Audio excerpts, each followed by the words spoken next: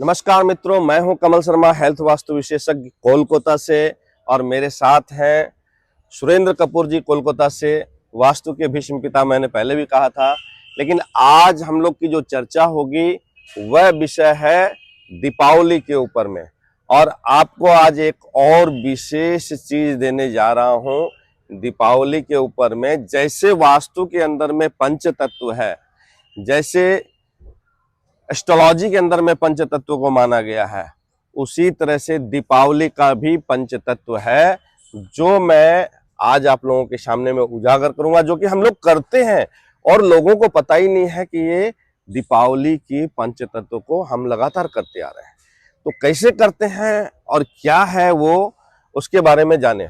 नमस्कार सर। नमस्कार। तो आज हालांकि ये चीज मैंने आपसे सुना और मुझे बहुत अच्छा लगा कि मुझे लगा कि अब लोगों को बताना चाहिए कि दीपावली का पंचतत्व जो है लोग समझें। तो दीपावली जो है हम लोग जैसे बीएचयू में भी जो है यूनिवर्सिटी के अंदर में आज हम लोग जो है कल से ही आए हुए हैं, तो यहाँ पे भी बताया गया कि 20 तारीख को ही है। उज्जैन वाले भी 20 तारीख को बता रहे हैं, लेकिन दिल्ली वाले नहीं बता रहे, वो 21 को बता रहे हैं। तो उसका सारा निर्णय जो है कैसा क्या है वो आप पहली बात है कि दीपावली के लिए आवश्यक है प्रदोष काल और अमावस्या। तो प्रदोष काल व्यापी अमावस्या जो है वो 20 तारीख को है। पूर्वोत्तर राज्यों में विंध्य के इस तरफ है, तो इसीलिए 20 तारीख को कलकत्ता, बनारस, पूर्वोत्तर, आसाम, बिहार, उड़ीसा सब जगह 20 तारीख को दीपावली मनानी चाहिए। परंतु जिन राज्यों में सूर्योदय देर से होता है, यानी दिल्ली, पंजाब, बम्बई, पुणे, वहाँ पर प्रदोष व्यापनी अमावस्या नहीं है और वहाँ पर 21 तारीख को मनाना श्रेयस्कर है। कारण है यही निर्णय सिंधु और धर्म सिंधु के अनुसार पूजा मनाई जाएगी। और एक और चीज़ है, यहाँ वास्तु और ज्योतिष दोनों का ये जो सम्मिलित भाव है, तो ये सिद्ध करता है कि ज्योतिष के अनुसार 20-21 और वास्तु के अनुसार वो विभिन्न हो गए, स्थान भेद हो गया। ज्योतिष में काल भेद है और स्थान भेद वास्तु में है। तो यहाँ पर वास्तु में स्थान भेद के कारण ज्योतिष में भी भेद हो गया, मुहूर्त समय का अभाव हो गया। प्रदोष व्यापनी और सिंह लग्न 21 तारीख को तो है ही नहीं, 20 तारीख को ही सिंह लग्न है। तो सिंह लगन की जो दीपावली पूजा करना चाहेंगे तो वो जो है 20 तारीख को करेंगे, चाहे वो इष्ट हो या विष्ट हो। हर जगह अब जो वृष लग्न तक है, जो सर्वार्थ सिद्धि योग में सवेरे करेंगे या अमृत चौखड़िया लेंगे और अभिजीत मुहूर्त करेंगे, तो उनके लिए 20 भी सही है, 21 भी सही है। परंतु प्रदोष काल व्यापिनी जो लोग पूजा करते हैं उनको 20 को ही करना श्रेय है। अब जो लोग वृष लग्न तक है वहां 21 तक चलेगा, लेकिन 21 तारीख को ना अमावस्या है वृष लग्न के बाद और ना सिंह लग्न में है। तो मित्रों, अभी ये तो बात हो गई दीपावली की। दीपावली के पंच तत्वों को आप जानना चाहते हैं, लोगों तक पहुंचाना चाहते हैं, तो प्लीज सब्सक्राइब कीजिए। जो नए आए हैं चैनल के अंदर में उनसे भी कहता हूं, और ज्यादा से ज्यादा शेयर कीजिए। जब ज्यादा से ज्यादा शेयर होगा तो लोगों को पता चलेगा कि हम जाने अनजाने में पंच तत्व को या तो भूल रहे हैं या पंचतत्व कर रहे हैं, तो जान ही नहीं रहे हैं। तो अभी पंचतत्व के बारे में बताया जाएगा, त्रयोदशी से लेकर के यानी धनतेरस से लेकर के अमावस्या से लेकर के द्वितीया तक में कैसा पंचतत्व है वो अभी हमारे साथ सर बताएंगे। तो सर, पंचतत्व के विषय में बताएं। बहुत अच्छा विषय है। वास्तव में दीपावली जो पंच पर्व है वो देश का श्रेष्ठ त्योहार है। कारण इसमें हिंदू धर्मावलंबी, जैन धर्मावलंबी, सिख धर्मावलंबी और बौद्ध धर्मावलंबी सभी के लिए यह पवित्र है और सभी धर्मावलंबी इसे पालन करते हैं अपने अपने ढंग से। सबसे पहले बताऊं, हिंदू धर्म में सबसे पहले हम लोग धन त्रयोदशी के दिन, पहले दिन, पर्व के पहले दिन धन त्रयोदशी के सवेरे हम दीपक जलाते हैं, यम के लिए दीपक जलाते हैं और शाम को भी जलाते हैं। लेकिन फर्क यह है, सवेरे हम दक्षिण मुखी दीपक जलाते हैं, शाम को भी दीपक जलाते हैं, लेकिन सवेरे दीपक जलाने के साथ में हम धन्वंतरी की पूजा करते हैं, क्योंकि धर्म सर्वार्थ काम मोक्षाणाम आरोग्यम मूलभूतम। आरोग्य के जो प्रभु हैं धन्वंतरी, जो विष्णु के अवतार हैं, समुद्र मंथन से जिनका उद्गम हुआ है, वो हमारे शरीर की रक्षा करते हैं हर प्रकार से। हमने बचपन में देखा था, पिताजी हमारे करते थे, बट समाज के अंदर में लोगों ने करना बंद कर दिया है। सबसे कहूंगा कि सुबह के समय में दीपक अवश्य जलाएं, और वो भी दक्षिण की तरफ करके, और सुबह में धन्वंतरी की पूजा करें, ताकि आपके घर में निरोगी काया का जो है प्रभाव बना रहे और धन्वंतरी जी का आशीर्वाद मिले, ताकि आप लोग बीमार ना हो। तो और दूसरा जो आप बताना चाहते हैं? दूसरा है शाम के समय उत्तर में, क्योंकि हम लोग धन त्रयोदशी के दिन धन की कामना करते हैं, और इसके लिए हम प्रेरित होते हैं पूजा पाठ के थ्रू। तो धन के लिए हम सोम पद पर सोम ही प्राण है और दक्षिण में अग्नि है। सोम सोमी है और दक्षिण आग्नेय है, इसीलिए सोम पद पर हमें सवेरे पूजा करनी चाहिए, सोम की, कुबेर की। कारण ये जानना आवश्यक है कि कुबेर के वाहन कौन है? मनुष्य। और ये मनुष्य जन्म हमें मिला है, तो इसकी सार्थकता सिद्ध करने के लिए हमें कुबेर की पूजा करनी चाहिए। ओम सोम सोमाय नमः बहुत आवश्यक है। ये हो गई दक्षिण और उत्तर की बात। अब रही पूरब और पश्चिम की बात। पूर्व में इंद्र है, पश्चिम में भी वरुण है, और इंद्र के रूप में हम लोग वहाँ पर उस समय कृष्ण भगवान ने गोपियों की रक्षा की थी पर्वत को अपनी कानी उंगली में लेकर, और वही कानी उंगली हमें बाद में काम आएगी, अभी बताते हैं। तो पश्चिम में ये हो गया तो जल तत्व हो गया, उत्तर पूरब में भी जल तत्व है, तो हम धनतेरस में भी पूजा कर सकते हैं, और दीपावली की अमावस्या की तो पूजा करेंगे ही करेंगे। बीच में एक क्रम है अग्नि का, तो अग्नि जो है वो दक्षिण पूर्व में है। तो दक्षिण पूर्व में जो अग्नि है, वो अग्नि हमें नरकासुर के वध की बात याद दिलाती है। तो जिस तरह से भगवान ने नरकासुर का वध किया आग्नेय, बहुत घोर युद्ध के बाद, ये हुई। अब नरक चतुर्दशी बहुत जरूरी है, कारण हम लोग यम का दीपक जलाते हैं, और नरक का भय दिखाने के लिए हम लोग नरक चतुर्दशी को भी तर्पण करते हैं। ओम कालाय नमः, ओम चित्रगुप्ताय नमः इत्यादि करना आवश्यक है। आजकल की लेडीज रूप चतुर्दशी है तो पार्लर जाती है, अपना श्रृंगार करती है। पार्लर ना जाकर के रूप जिनको अपना निखारना है, इसके बारे में मैं बता दूं, शास्त्रोक्त मत है, इसको रूप चतुर्दशी भी बोलते हैं।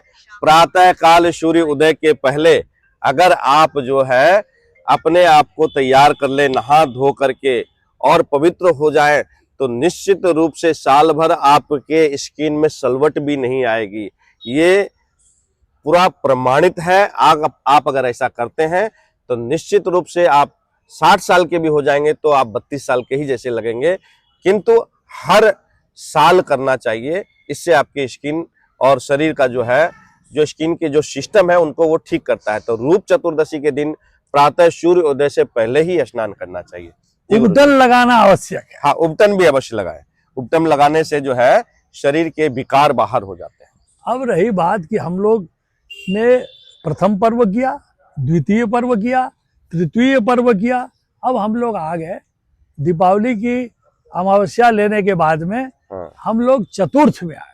तो चतुर्थ पर्व जो है दीपावली का, इसके बीच में हनुमत जयंती है। नरक चतुर्दशी के साथ में हनुमत जयंती का मेल है, क्योंकि वहाँ पर रुद्रावतार हनुमान जी की कृपा आवश्यक है, इसीलिए हम लोग हनुमान जी की पूजा करते हैं, और वो हनुमत का उद्गम जन्म दिवस भी है। अब रही बात, जब दीपावली हो गई, हम लोग ने प्रथम पर्व से दीपावली तक आ गए, चतुर्थ दिन हो गया, तो गोवर्धन पर्वत की बात आई। हम भारत कृषि प्रधान देश है, यहाँ गाय गोबर इसका लेपन के बिना कोई काम होता नहीं। पंचगव्य हर काम में आवश्यक है, तो हम वहाँ पर अन्नकूट बनाएं, भंडार भरें, वो दक्षिण पश्चिम में होता है। और उसके बाद में हम लोग जब लोगों से मेल मिलाप करते हैं तो वो वायव्य कोण को, चंद्रमा को बताता है, लोगों से मिलना जुलना। तो इस तरह से जल और हमारे सारे पद, पहले ईशान का पद हो गया, ईशान्याम देव मंदिरम देवानाम ही पश्चिमायाम बुधा। गणेश लक्ष्मी की पूजा उत्तर पूर्व में करना श्रेयस्कर है, कारण यहाँ पर गणेश जी के साथ उनकी माता लक्ष्मी जी रहती है। और दक्षिण पूर्व में दीपक जलाते हैं, यम का दीपक जलाते हैं।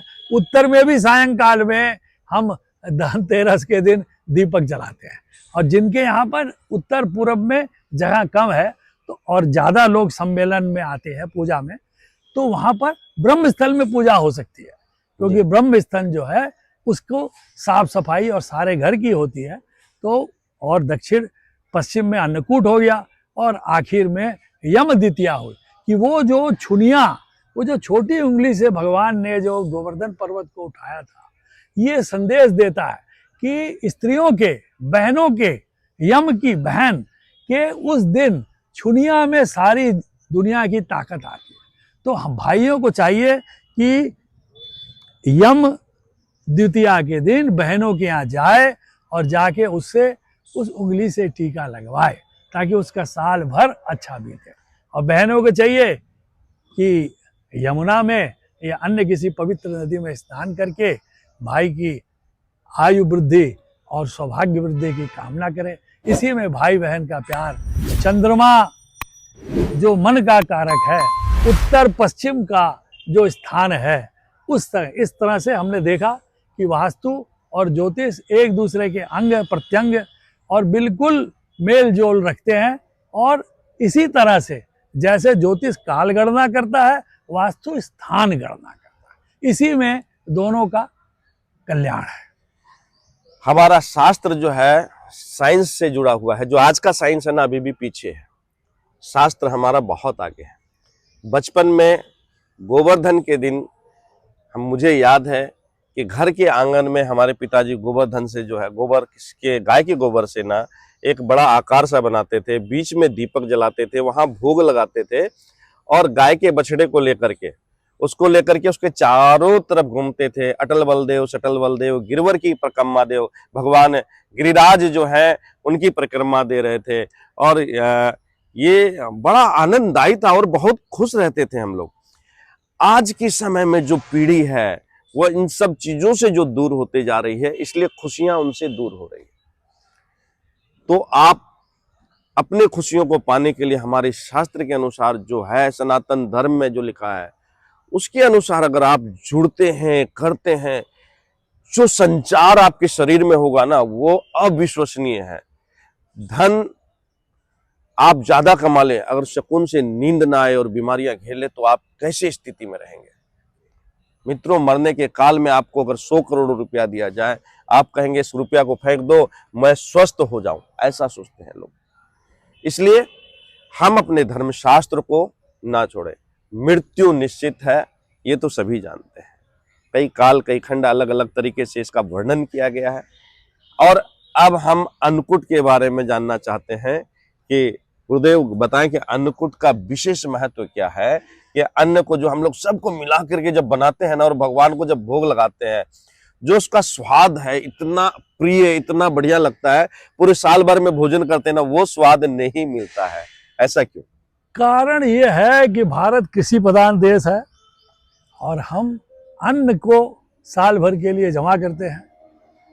और पंचगव्य, गाय, गोबर, गौ माता और गाय बछड़े की पूजा करते हुए जब गोबर से हम बनाते हैं और उसके बाद जब हम भगवान की पूजा करते हैं, तो वो 56 भोग का जो स्वाद है वो हमारे शरीर को पुष्ट करता है, हमारे प्रभा मंडल को मजबूती देता है, हमारी प्रभा मंडल बढ़ जाती है, जिसे आधुनिक शब्दों में ऑरा कहा जाता है। यस।